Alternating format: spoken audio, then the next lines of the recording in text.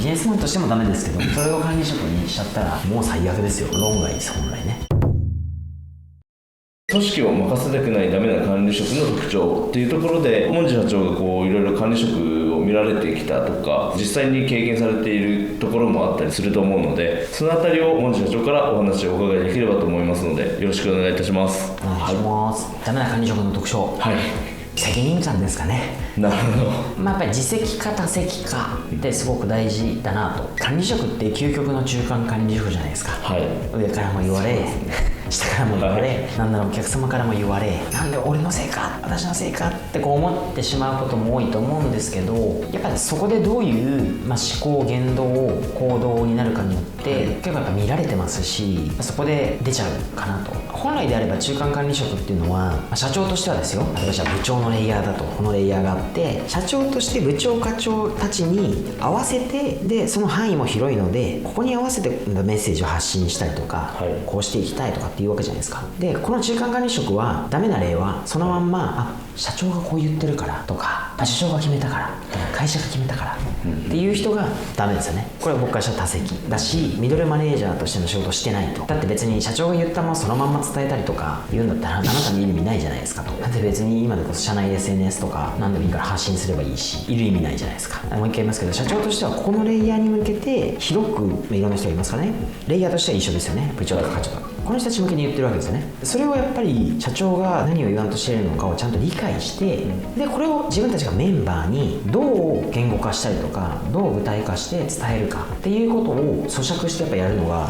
ある意味一つ仕事なんですよ。でそれができる人が仕事できますし、ある意味自分の責任、これが部下に伝わらなかったとしたら自分の伝え方が悪かったしとか、理解力が足りなかったんだってちゃんと自責の念を置いて、次に同じようなことがあったらその説明的に聞くとかっていうのをやれる人はやっぱりできる人で、だからもう一回言いますけど、ダメな例は責任感がないから、社長がこう言ったから、とにかく会社が、社長が、上司がで枕言葉でついちゃうような人はダメですよね。それってミドルマネージャーに言うんですけど、じゃあですよと、あなた私社長じゃないですかと、はい、いや会社の業績がうまくいかないのは景気が悪いからだ、この日本っていう国の法律が悪いから俺らうまくいかねえんだ、って言ってるのと同じことですよ。そうですね。それ社長言ってたらどう思います？お前何言ってんだと思わないんですかと。同じことをやってますよとっていうことになるので、そんな社長いたらもう社長クビですよね。そうですね。知らんがなと、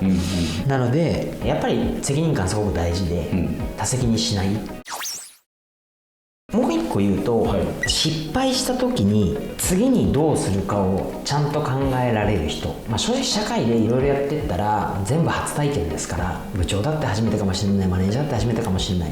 僕だと社長は初めてですよ。なので未知のことがいっぱい出てきますと。やっぱ失敗は必ずするんですよ、第二章なりで。失敗することは大したことじゃないです、だけど大事なのは失敗した時に次にどうするかをちゃんと考えられる人かどうかなんで、これって結構話してると分かってきて、何か失敗起こりましたと、失敗したから例えば広告とか、場合によってはね、なんか書類をいろいろ書かなきゃいけないとかあるかもしれないですけど、その時に、一番ダメな例はすいませんでした、次から気をつけます。なるほど。何をやっぱなるんですね、はい、気をつけますってめちゃめちゃ都合のいい言葉で、だから僕もあれですよ、逆に言うとめんどくせえなと思う時は気をつけますって言っちゃうわけですよ。はい、一つはだからやっぱり失敗したらそれを糧にして、次もし同じようなことが起こった時にどう対応しようかなってすぐ考えることが重要ですよね。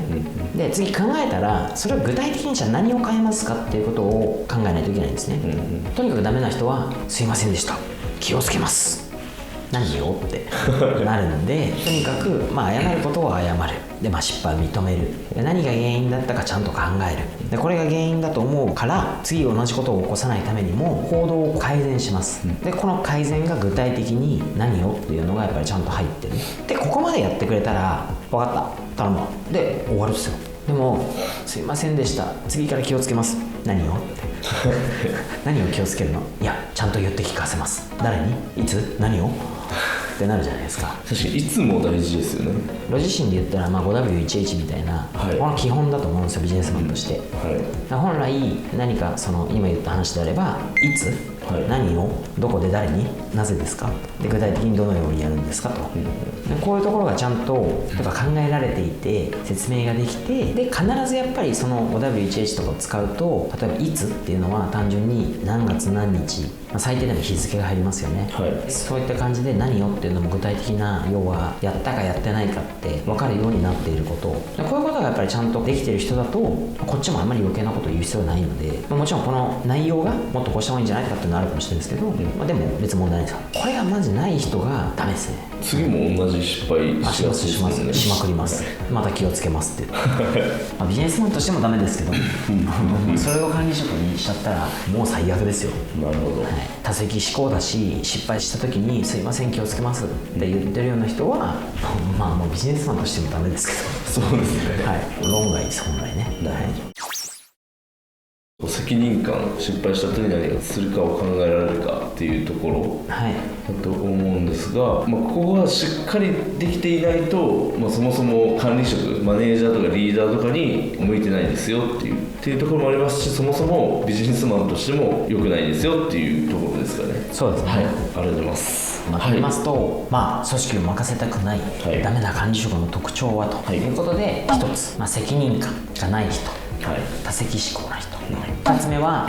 失敗が起こった時に次を考えられない人ということだと思います。ありがとうございます。ちょっと僕自身も刺さるところがあったので、今後は気をつけて意識して業務とか活かしていきたいと思います。ありがとうございます。ありがとうございます。アプリ引っ越しセンターではホームページや SNS を通じて様々な情報を発信しています。常に一緒に働く仲間を募集しておりますので、もし興味があったら見てください。またこの YouTube チャンネルでは現場の様子、対談、研修の様子等々、様々な動画もこちらで発信してますので、ぜひチャンネル登録をして見てもらえると嬉しいです。で、最後にこの動画へのいいねもぜひよろしくお願いいたします。ありがとうございました。ありがとうございました。